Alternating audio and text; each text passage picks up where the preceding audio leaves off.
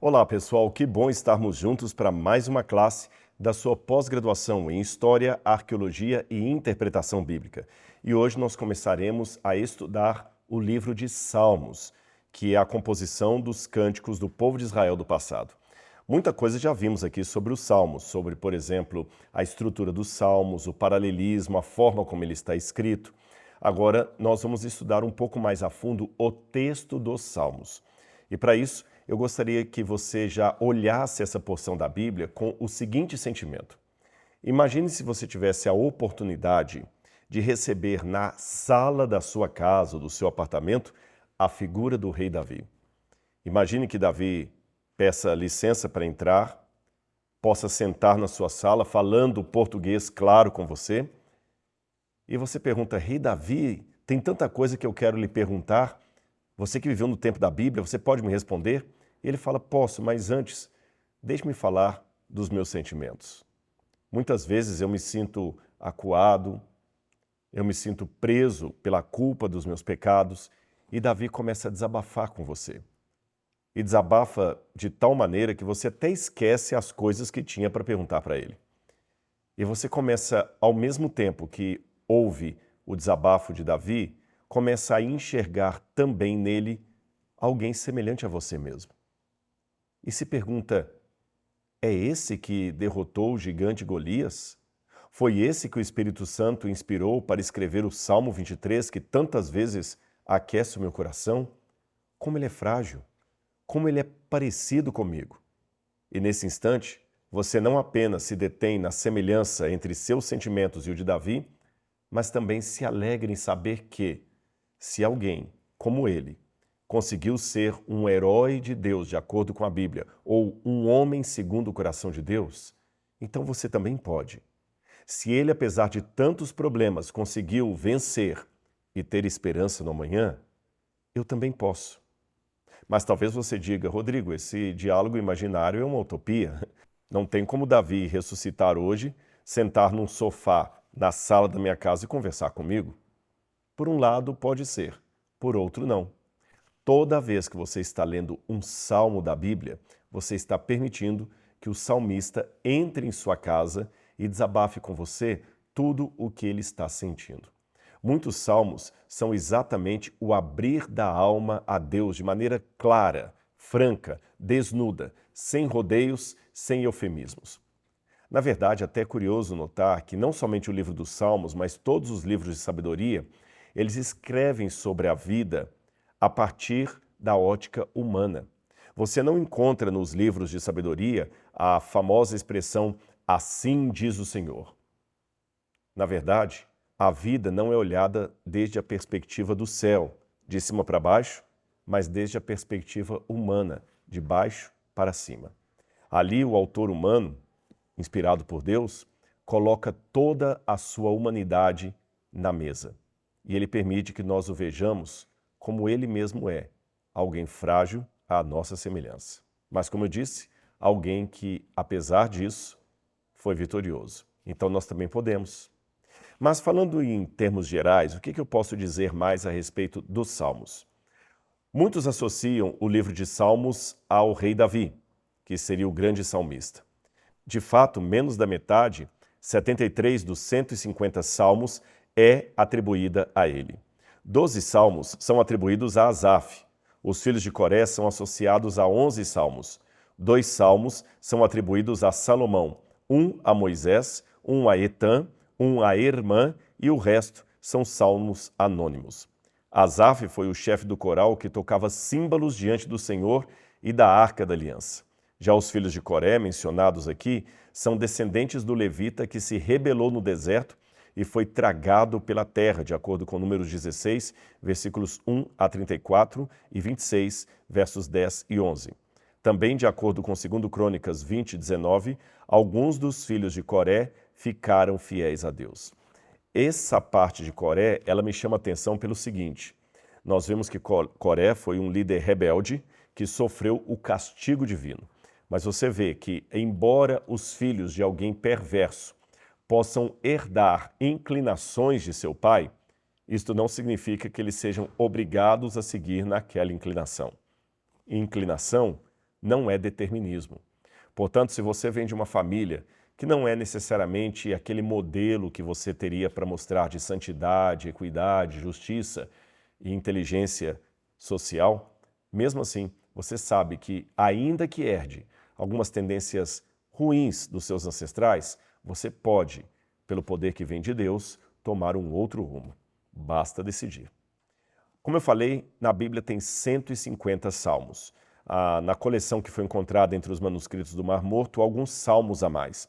Porém, vamos ficar com esse número que está nas Bíblias que nós temos em português. 150 salmos de diferentes autores, escritos em diferentes épocas. Lembrando, o livro de Salmos era o livro de cânticos do povo de Israel do passado. Mas não somente isso.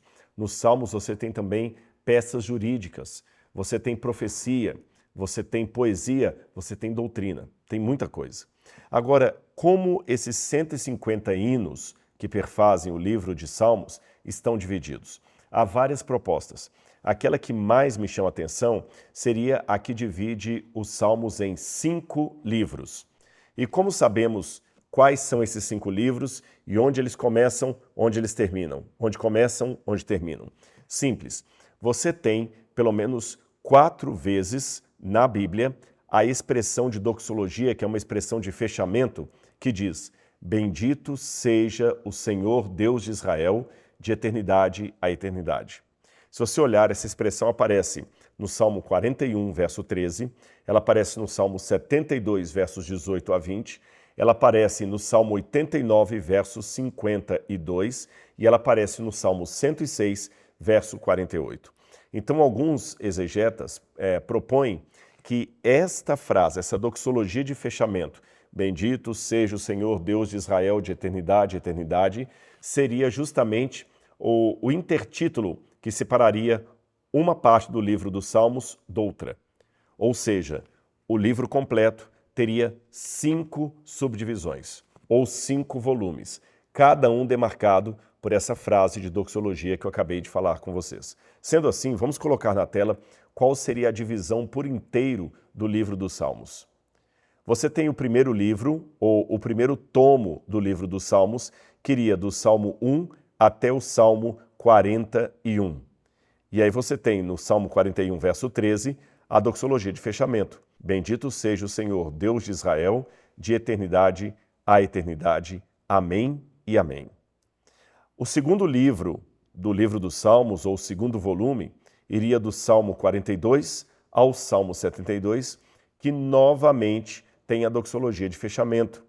Bendito seja o Senhor Deus de Israel. Amém e amém. Ela está no Salmo 72, versos 18 e 20. É notório que nessa porção aqui, o nome de Deus Elohim aparece 262 vezes. Somente nessa porção que há esse nome assim surgido de maneira mais forte. Por isso, alguns até apelidam esse segundo tomo do livro dos Salmos, esse segundo volume, como o livro de Elohim. Mas vamos ver o terceiro livro dentro da coleção de Salmos. O terceiro livro vai do Salmo 73 até o Salmo 89. E ele enfatiza tanto Javé quanto Elohim. E alguns entendem que essa parte seria os Salmos dos filhos de Davi. E novamente, a doxologia no Salmo 89, verso 52, que diz: Bendito seja o Senhor para sempre. Amém e amém. O quarto volume, ou quarto livro dentro dos Salmos, seria justamente aquele que vai do Salmo 90 ao Salmo 106. Estes são escritos que foram compilados provavelmente após o cativeiro da Babilônia, onde os judeus tinham outra visão de mundo. O Salmo 90, que está dentro dessa coleção, é atribuído a Moisés. E 2 outros salmos também nessa parte também são atribuídos a Davi. O restante são salmos anônimos. E novamente, no Salmo 106, verso 48, nós temos a expressão clássica: Bendito seja o Senhor Deus de Israel de eternidade a eternidade, e todo o povo diga Amém e Aleluia. Finalmente, o quinto e último volume do livro dos Salmos seria aquele que vai do Salmo 107 ao Salmo 150. Estes são salmos que eram cantados logo após o fim do cativeiro da Babilônia, na subida de volta para Jerusalém e também nas festas sagradas, às quais os judeus da diáspora sempre procuravam comparecer subindo para Jerusalém. E você tem, justamente no final dessa parte, a expressão aleluia e aleluia, que está no Salmo 150, verso 1 a 6. Então você está vendo aqui que estas 5 partes perfazem a divisão do livro dos Salmos. Agora, quais são os tipos de salmos que havia? Eu já mencionei no passado que alguns salmos eram de louvor, outros eram de agradecimento, mas em linhas gerais, esses 150 salmos podem ser classificados em que categorias? Primeiro, salmos de louvor, depois, salmos de lamento e, terceiro lugar, salmos de ascensão ou peregrinação. Começando pelos salmos de louvor, esses salmos de louvor são salmos que enaltecem a Deus por tudo aquilo que Ele é, por tudo aquilo que Ele faz. Esta divisão do texto comporta alguns tipos de salmos de louvor. Você tem, como o próprio nome do livro diz, os salmos de Tehilá, de louvor, ou Tehilim, que é o plural louvores, e são salmos que engrandecem o poder de Deus, que reconhecem a grandiosidade do Altíssimo. Você tem também aqui nessa categoria salmos de agradecimento, que são chamados em hebraico salmos de Todá, salmos de ações de graças. Você tem também ainda nessa categoria salmos que acentuam a majestade de Deus no céu. Por exemplo, o Salmo 47, o Salmo 93, o Salmo 63, que são chamados salmos de entronização, porque cantam na terra a entronização de Deus no céu. Agora, em linhas gerais, nós podemos dizer que os hebreus do passado deveriam adorar a Deus por apenas 2 razões. Não existe uma terceira. Eles deveriam adorar a Deus por tudo aquilo que Ele é e por tudo aquilo que Ele faz. E assim também deveria ser conosco. Devemos adorar a Deus por tudo que Ele é e por tudo que Ele faz. Contudo, é notório que povos cananitas procuravam adorar os deuses deles, também por tudo que eles eram e faziam, mas acima de tudo, por aquilo que supunha-se poder seduzir os deuses, graças à sua beleza. Havia nas religiões cananitas muitos cultos de orgia e prostituição. Na verdade, a ideia dos pagãos era a seguinte: eles imaginavam que o seu culto deveria ser um grande teatro, um grande espetáculo para o entretenimento dos deuses. Isso é diferente da teologia bíblica. Na teologia bíblica, como eu falei, Deus deve ser adorado por tudo que Ele é e por tudo que Ele faz. Na cultura pagã, Deus ou os deuses deveriam ser adorados por tudo que eles são, por tudo que eles fazem, mas acima de tudo, por aquilo que pode submetê-los, seduzi-los. Sabe quando a Broadway tem um espetáculo de música muito impactante, que as pessoas saem de lá falando assim, uau, mas você viu o giro que aquela mulher deu no ar? Você viu aquilo? Cirque du Soleil, por exemplo. As pessoas saem tão assim maravilhadas com o que viram, que automaticamente na porta elas compram toda a lembrancinha do circo ou do espetáculo da Broadway. Compram caneca, camiseta, cartão, imagem, tiram fotografia com os artistas. Por que as pessoas são tão estimuladas ao comércio de produtos depois de assistirem uma peça? É porque a peça, de certa forma, foi tão impactante que quase hipnotizou o público. Não é à toa que as lojinhas estão sempre vendendo as coisas após o espetáculo e não antes dele, porque eles sabem que o poder psicológico da peça, da atuação dos artistas sobre o público, as fará muito mais consumidoras daqueles produtos do que noutra situação. Os pagãos do passado tinham a mesma ideia com relação à liturgia. Na mente deles, era importante apresentar um culto tão fantástico, tão maravilhoso, que os deuses, depois da apresentação, ficassem boquiabertos assim, olhando para o público e quase dizendo a mesma coisa que falou Herodes depois da dança sensual ali daquela menina, quando ele falou assim, minha filha, com essa dança, se você pedir a metade do meu reino, eu te darei. Lembra desse episódio do Novo Testamento? Pois é, os pagãos também queriam provocar nos deuses esse tipo de reação. Os deuses deveriam ficar tão encantados com o espetáculo que eles faziam, a ponto de dar-lhes qualquer coisa que pedissem. Seria mais ou menos como entretenimento de cinema, de TV, de filme, de seriado ou, quem sabe, de um espetáculo musical. Agora, quando um filme vai fazer bastante sucesso, não responda de maneira politicamente correta. Eu não estou falando de filmes que ensinam valores, que contam a história real de uma pessoa. Eu estou falando desses filmes assim, baixos, porém que atraem grande audiência e grande bilheteria. O que esses filmes precisam ter como ingrediente para poder fazer sucesso entre as pessoas? Se você respondeu sexo e violência, você acertou. Quanto mais sexo e mais violência, mais esses filmes estimulam a adrenalina. Por exemplo, Velozes e Furiosos. Não basta apenas colocar pessoas correndo em alta velocidade. Tem que colocar pitadinhas de sexo, de sensualidade e de violência. Você vê outros filmes que a gente poderia citar aí. Sempre que um filme tem essa mescla de ações muito violentas e ações muito sensuais, ele cativa o público. Isso não é de hoje. É por essa razão que os pagãos do passado sempre tinham os seus cultos permeados por sexualidade, extravasavam sexualidade e violência, como, por exemplo, o sacrifício humano. Há muitas pessoas que tentam negar isso das religiões pagãs, tentam dizer que isso é uma propaganda cristã, que o paganismo tinha uma coisa boa, e há aqueles até que, em admitindo que o paganismo usava de práticas sedutoras para atrair os deuses, os que assim admitem, pelo menos tentam amaciar a situação, dizendo que não era uma prática nociva, não era uma prática imoral, que era perfeitamente comum naquela época e que não há por que julgarmos aquele povo. Mas não é bem assim. Eu vou mostrar para você um livro, por exemplo, de uma ativista feminista chamada Phyllis Bird. Ela escreveu o livro Prostituta ou Mulher Consagrada. Esse livro, Prostituta ou Mulher Consagrada, é um apanhado de suas pesquisas acadêmicas, onde Phyllis Bird acredita que não havia uma prostituição no passado a ser condenada.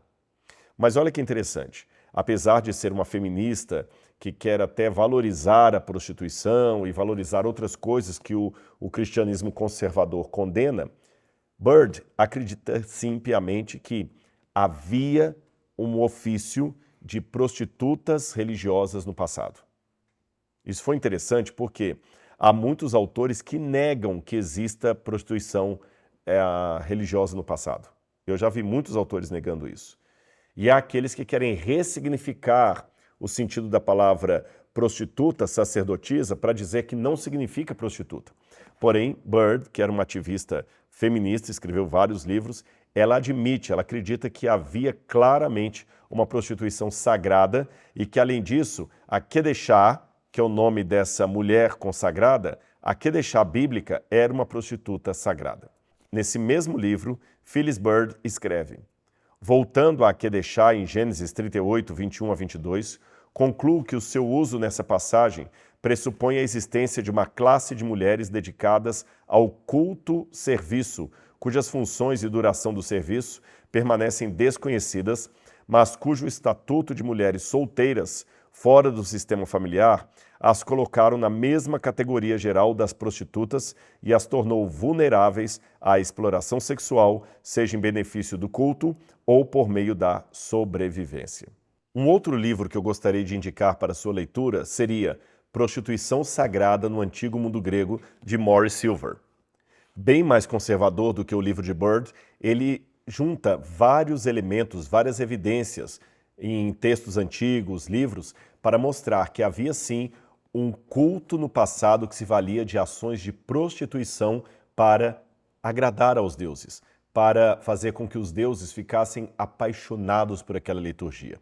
Aí você entende por que o povo de Israel condenou aquele tipo de culto e porque, através dos profetas, Deus disse que o povo hebreu não deveria participar daquela liturgia pagã. Então você sabe que o livro dos Salmos era um livro que não apenas apresentava os hinos litúrgicos que o povo de Israel entoava para adorar a Deus, mas também a ética com a qual isso deveria ser feito.